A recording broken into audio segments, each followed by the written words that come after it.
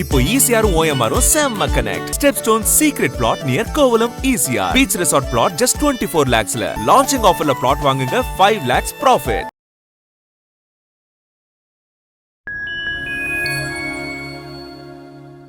Fine time நேயர்களுக்கு வணக்கம். Tamil cinema உலகத்தோட திரைக்கதை மன்னனான திரு கே பாக்யராஜ் அவர்கள் இன்னைக்கு அவர் நம்ம கூட இல்லை. இந்த ஒரு விஷயம் தமிழ் சினிமா உலகத்தையே சோகத்தில் ஆழ்த்தியிருக்கு. ஒரு சாதாரண கிராமத்து இளைஞன் எப்படி தமிழ் சினிமாவே போற்றும் அளவிற்கு ஒரு மிக மதிக்கக்கூடிய திரைக்கதை ஆசிரியராக மாறினாரு அப்படின்றத நம்ம இந்த வீடியோவில் பார்க்கலாம். 1953 ஜனவரி 7 அன்னைக்கு தான் பாக்யராஜ் அவர்கள் ஈரோடு மாவட்டம் வெள்ளங்கோவில் பக்கத்தில் ஒரு சின்ன குடும்பத்தில் பிறக்கிறாரு. ஆனால் அன்னைக்கு யாருக்குமே தெரியாது இந்த ஒரு சிறுவன் தான் வருங்காலத்தில் தமிழ் சினிமாவோட ஒரு பெரிய திரைக்கதை ஆசிரியராக மாற போறாரு அப்படின்றது. சின்ன வயசுலேருந்தே அவருக்கு மக்களை கவனிக்கக்கூடிய ஒரு பழக்கம் நார்மலாகவே இருந்தது. ஒரு டீ கடைக்கு போனாலும் அங்கே நண்பர்களோட உரையாடல், ஒரு பேருந்தில் போனால் அங்கே பயணிக்கும் பேசஞ்சர்ஸோட சண்டை போடுறது, இந்த மாதிரி குடும்பத்தில் நடக்கிற சின்ன சின்ன உரையாடல்கள், இந்த எல்லா விஷயத்தையும் ரொம்ப உன்னிப்பாக கவனிக்கிற பழக்கம் அவருக்கு இருந்தது. இந்த மனிதர்கள் தான் பிற்காலத்தில் அவரோட படங்களில் கதாபாத்திரங்களாகவும் மாறினாங்க. இவர் கற்பனை மட்டும் இல்லாமல் இவரோட கவனிப்பு திறமை தான் இவரோட வாழ்க்கையில் இவரை உயரத்துக்கு கொண்டு போய் சேர்த்தது அப்படின்னு சொல்லணும். இவரோட சினிமா மேல இருந்த பற்றும் ஆர்வமும் தான் சென்னைக்கு இவரை வர வச்சுது. ஆனால் சென்னையில் இவருக்கான ஒரு சூழ்நிலை இல்லை, இவருக்கு யாராவது காத்துட்டு இருந்தாங்களான்னு கேட்டால் கிடையாது. எந்த ஒரு வழிநடத்தலும் இல்லாமல் சென்னைக்கு வந்த இவர் ஒரு மனிதரை பார்க்குறாரு. அந்த மனிதர்னால தான் ஒட்டுமொத்த வாழ்க்கையுமே மாறுச்சு அப்படின்னா அது சொல்கிறது கரெக்டான விஷயம்தான் சொல்லணும். அப்படிப்பட்ட மனிதர் யாருன்னு கேட்டிங்க அப்படின்னா தமிழ் சினிமா உலகோட இயக்குனர் இமயம் அப்படின்னு சொல்லப்படுற பாரதி ராஜா அவர்கள். பாரதி ராஜா அவர்கள் பாக்யராஜை பார்த்து அவரோட படங்கள்ல அசிஸ்டன்ட் டைரக்டராக இருக்கிறதுக்காக ஒரு சான்ஸ் கொடுக்குறாங்க. மற்ற அசிஸ்டன்ட் டைரக்டர்ஸ் விட பாக்யராஜ் அவர்கள் கொஞ்சம் வித்தியாசமாகவே இருந்தாங்க. நார்மலாக பாரதி ராஜா கிட்ட அசிஸ்டன்ட் டைரக்டராக ஒர்க் பண்ணுறது அப்படின்றது சாதாரண ஒரு விஷயம் கிடையாது. ஒரு சினிமா உலகம் இல்லைன்னா சினிமா கல்லூரிக்கே போய் படிக்கிற ஒரு அனுபவத்தை அது கொடுக்கும். அந்த ஒரு விஷயம் பாக்யராஜ் அவர்களுக்கு கிடைச்சது. மற்ற டைரக்டர்ஸை விட இவர் எப்படி வேறுபட்டிருந்தாரு அப்படின்னா எப்பவும் கையில் ஒரு நோட்டோடையே இருப்பாரா. ஏன்னா இவர் நடக்கிற எல்லா விஷயத்தையும் கவனிக்கிறது அப்படின்றது இவருக்கு ஒரு பழக்கம் இல்லையா. அதனால இவர் போகிற வர்ற இடம் எல்லாத்துலேயும் என்னென்ன நடக்குது, யார் யார் எப்படி பேசுகிறாங்க, மக்களோட வாழ்க்கை என்ன, அவங்களோட உடல் பாவனைகள் என்ன, இது எல்லாத்தையும் ரொம்ப கவனிப்பாக அந்த நோட்டில் எழுதி வச்சுப்பாரா. பின்னாடி அவரோட திரைக்கதைகளுக்கும் வசனங்களுக்கும் இந்த டைலாக்ஸை தான் யூஸ் பண்ணியிருக்காரு.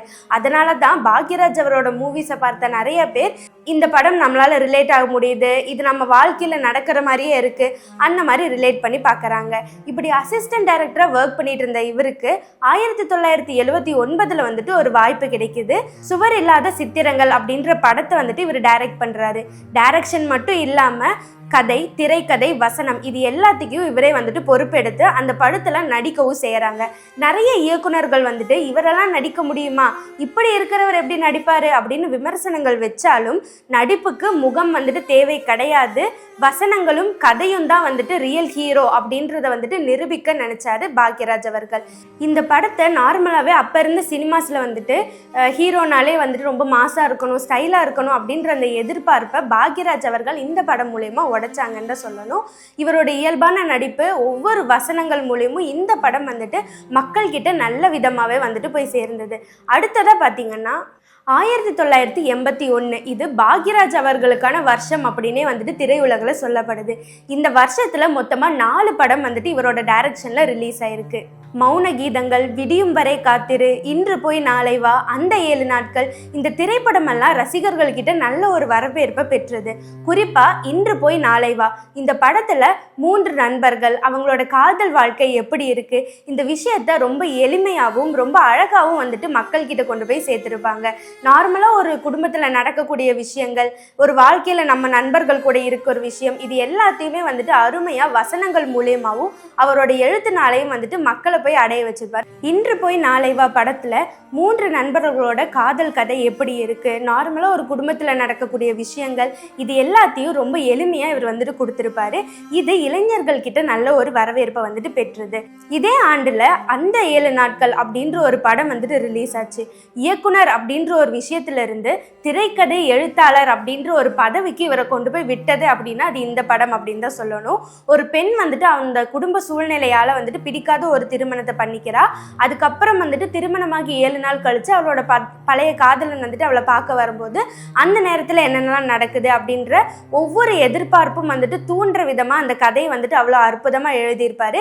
இந்த படம் மூலியமா தான் வந்துட்டு இவருக்கு திரைக்கதை மன்னர் அப்படின்னு எல்லாரும் சொல்லவும் ஆரம்பிச்சாங்க.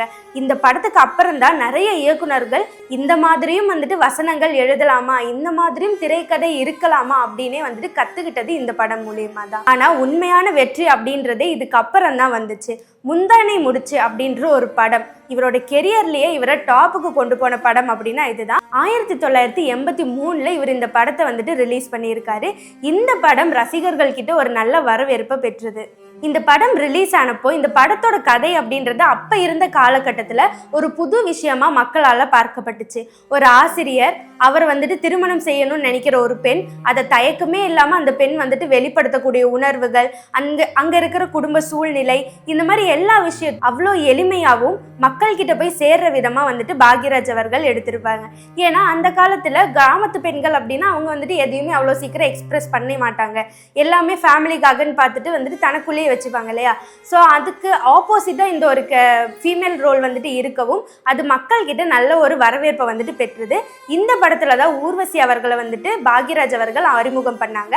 இந்த படத்துக்கு அப்புறம் தமிழ் சினிமா உலகத்துல ஊர்வசி அவர்கள் ஒரு முன்னணி நடிகையில ஒருத்தரா இப்ப வரைக்கும் இருக்காங்க. ஒவ்வொரு டைரக்டர்ஸும் பெரிய பெரிய ஹீரோஸ் வேணும், பிரம்மாண்டமான படப்பிடிப்பு செட்டிங்ஸ் அப்படிலாம் எதிர்பார்த்திருந்தப்போ பாக்யராஜ் அவர்கள் தான் வந்துட்டு ஏழ்மையான ஒரு செட்டிங் வந்துட்டு போதும், வசனங்களும் திரைக்கதையும் தான் வந்துட்டு ரியலான ஹீரோ அப்படின்னு சொல்லி அதுக்கு பின்னாடி போயிட்டு இருந்தாரு. அப்படி அடுத்தடா ரிலீஸ் பண்ண படம் வந்துட்டு 1984 வந்து தாவணி கனவுகள். ஒரு குடும்பத்தோட உண்மையான கஷ்டங்கள் என்ன, அங்க இருக்கிற சாக்ரிஃபைஸ் என்ன, அண்ணன் தங்கச்சி இடையில இருக்கிற ரிலேஷன்ஷிப் என்ன, இது எல்லாத்தையும் ரொம்ப அற்புதமா கொடுத்துருப்பாங்க. குடும்ப ரசிகர்கள் கிட்ட இது ஒரு நல்ல வரவேற்பை பெற்றது. அடுத்ததா 1985 வெளியான சின்ன வீடு அப்படின்ற ஒரு திரைப்படம். இவ்வளோ வருஷம் வந்துட்டு அவர் எடுத்த அந்த திரைப்படத்துக்கு அப்படியே மாறான ஒரு திரைப்படம்னா இதுதான். இதுக்கு நிறைய விமர்சனங்கள் வந்துட்டு வந்துச்சு. இருந்தாலும் பலர் வந்துட்டு இந்த படத்தை பாராட்டினாங்க. ஏன்னா சமூகத்துல நிறைய பேர் பேசவே தயங்குற, வெளிப்படையா சொல்ல முடியாத நிறைய விஷயங்களை வந்துட்டு அவ்வளோ அழகா அவரோட திரைக்கதை மூலமா வந்துட்டு மக்கள் கிட்ட கொண்டு போய் சேர்த்திருப்பார் பாக்யராஜ் அவர்கள். பாக்யராஜ் அவர்களோட வாழ்க்கையில வந்துட்டு வெற்றி மற்றும் தொடர்ந்து இருக்கல, தோல்வி அப்படின்ற விஷயமும் வந்துட்டு இருக்கதான் செஞ்சது. அதையும் தாண்டி அவர் சினிமா உலகத்துல ஒரு பெரிய இடத்துக்கு வந்திருக்காரு. 1990களில் சினிமா வந்துட்டு கொஞ்சம் கொஞ்சமா மாற ஆரம்பிச்சு டெக்னாலஜி கண்டென்ட் அப்படின்றது நிறைய சினிமாஸ்ல வர ஆரம்பிச்சது. அப்போ வளர்ந்து வரும் இயக்குனர்களோட படம் வந்துட்டு முன்னணியாகவும் பாக்யராஜ் அவர்களோட படம் வந்துட்டு எதிர்பார்த்த அளவு வெற்றி கிடைக்காத அளவும் வந்துட்டு இருந்தது. இருந்தாலும் அவரோட திறமையான திரைக்கதை எழுதுறது அப்படின்றத வந்துட்டு அவர் கடைசி வரைக்கும் விடவே இல்லை. இப்ப வரைக்கும் வளர்ந்து வரும் இயக்குனர்கள் வந்துட்டு இவரோட நிறைய திரைக்கதையை பார்த்து தான் ஒரு ரோல் மாடலா வச்சு தங்களோட படத்தையும் பண்ணிட்டு இருக்காங்க. பாக்யராஜ் அவரோட வாழ்க்கையில திரைப்படத்தையும் தாண்டி அதிகமா பேசப்பட்ட விஷயம் அப்படின்னா பாரதி ராஜா கூட இருந்த ஒரு மனக்கசப்பு தான். பாரதி ராஜா அவர்களை குரு அப்படின்னு மனசார ஏத்துக்கிட்டவர் தான் வந்துட்டு பாக்யராஜ் அவர்கள். ஆனா இவங்க 2 பேருக்கும் நடுவுல இருந்த கருத்து வேறுபாடு காரணமா சில வருஷம் வந்துட்டு இவங்க பேசாம இருந்தாங்க. ஆனா ஒருத்தவங்களுக்குள்ள இருக்கிற கோபம் அப்படின்றது எவ்வளவு வருஷம் அப்படின்ற மாதிரி 2 பேருமே வந்துட்டு சில வருஷங்கள் கழிச்சு பேச ஆரம்பிச்சாங்க. அது ஒரு தமிழ் உலகத்துக்கே ஒரு சந்தோஷமான ஒரு விஷயமாவும் இருந்தது. நிறைய இடங்கள்ல பாக்யராஜ் அவர்கள் நான் இப்போ இந்த இடத்துல இருக்கேன் அப்படின்னா அதுக்கு முதல் காரணம் அப்படின்றது என்னோட குருவான பாரதி ராஜா அவர்கள் தான் அப்படின்னு நிறைய இடத்துல அவர் வெளிப்படையாவே சொல்லியிருப்பாரு. அதே மாதிரி பாரதி ராஜாவும் இயக்குனர் அப்படின்ற ஒரு விஷயத்தை தாண்டி நல்ல ஒரு திரைக்கதை எழுத்தாளர் அப்படின்னா அது பாக்யராஜ் அவர்கள் தான் அப்படின்னு சொல்லி ரொம்ப பெருமையாவும் நிறைய இடத்துல சொல்லியிருப்பாங்க. ஒரு குரு சிஷ்யன் இந்த 2 பேரோட ஒரு வாழ்க்கைக்கு உதாரணம் அப்படின்னா பாரதி ராஜா மற்றும் பாக்யராஜ் அவர்களோட வாழ்க்கை தான். பாக்யராஜ் அவர்கள் வந்துட்டு இந்த டைரக்ஷன் திரைக்கதை எல்லாத்தையும் தாண்டி நிறைய புது முகங்களை வந்துட்டு சினிமாவுக்கு கொடுத்துருக்காங்க. அதுல ஃபர்ஸ்ட் இருக்கிறவங்க தான் வந்துட்டு ஊர்வசி அவர்கள். முந்தானை முடிச்சு படத்துல தான் வந்துட்டு ஊர்வசி அவர்களோட இன்ட்ரடக்ஷன். இப்போ வரைக்கும் ஒரு முன்னணி நடிகை, ஒரு நகைச்சுவை நடிகையா வந்துட்டு ஊர்வசி அவர்கள் இருக்காங்க. அதுக்கு அடுத்ததான் சின்ன வீடு என்ற திரைப்படத்துல நடிகை கல்பனா அவரோட இன்ட்ரடக்ஷன். அதுக்கப்புறம் பார்த்தீங்கன்னா வீட்டில் விசேஷம் அப்படின்ற ஒரு படத்துல நடிகை பிரகதி அவங்களை இன்ட்ரடியூஸ் பண்றாரு பாக்யராஜ் அவர்கள். இவங்களையும் தாண்டி பல இப்ப இருக்கிற முன்னணி இயக்குனர்கள், அதாவது பார்த்திபன், பாண்டியராஜ், சுந்தர்சி மாதிரியான நிறைய இயக்குனர்கள் வந்துட்டு அசிஸ்டன்ட் டைரக்டரா இவர்கிட்ட ஒர்க் பண்ணி அதுக்கப்புறம் தான் வந்துட்டு பெரிய டைரக்டர் அப்படின்ற ஒரு பொசிஷனுக்கு வந்தாங்கன்னு தான் சொல்லணும். 1983 முந்தானை முடிச்சு திரைப்படத்திற்காக சிறந்த நடிகருக்கான பிலிம்பேர் அவார்டு இவருக்கு கிடைச்சிருக்கு. 1979 புதிய வரப்புகள் திரைப்படத்திற்கு சிறந்த எழுத்தாளர் விருது இவருக்கு கொடுத்திருக்காங்க. இவரோட வாழ்நாள் சாதனையை வந்துட்டு போற்றும் விதமா சைமா இவருக்கு வாழ்நாள் சாதனையாளர் விருது கொடுத்திருக்காங்க. இப்படி அவர் திரையுலகிற்கு கொடுத்த பயணம் அப்படின்றது வந்துட்டு எண்ணில் அடங்காதது. சாதாரண ஒரு குடும்பத்துல நடக்கிற ஒரு விஷயம், நாட்டுல நடக்கிற விஷயம், மக்களுக்குள்ள இருக்கிற பேச்சுவார்த்தை, இது எல்லாத்தையும் வச்சு ஒரு 2-2.5 மணி நேரம் படம் வந்துட்டு அவ்வளோ ஆர்வமா மக்களை வந்துட்டு கடைசி வரைக்கும் ஒரு உற்சாகமா பார்க்க வைக்க முடியுமா அப்படின்னா அதுக்கு ஒரு எக்ஸாம்பிள் அப்படின்னா பாக்யராஜ் அவர்களோட திரைக்கதை அப்படின்னு தான் கண்டிப்பா சொல்லணும். இவர் தமிழ் சினிமாவுக்கு கொடுத்த பல பொக்கிஷமான படங்கள் வந்துட்டு இப்ப வரைக்கும் இப்ப இருக்கிற ஜென்ரேஷன் ரசிகர்கள் பார்த்தா கூட அவ்வளோ ஆர்வமா பார்க்கக்கூடிய ஒரு படங்களா தான் வந்துட்டு இருக்கு. இன்னைக்கு பாக்யராஜ் அவர்கள் நம்ம கூட இல்லைனாலும் அவர் எழுதின ஒவ்வொரு காட்சிகளும், அவர் உருவாக்குன ஒவ்வொரு திரையும், அவர் உருவாக்குன ஒவ்வொரு கதாபாத்திரமும், அவர் சிரிக்க வச்ச ஒவ்வொரு தருணமும் மக்கள் இருக்கிற வரைக்கும் அவங்க மனசுல நீங்காத இடத்துல தான் இருப்பாரு.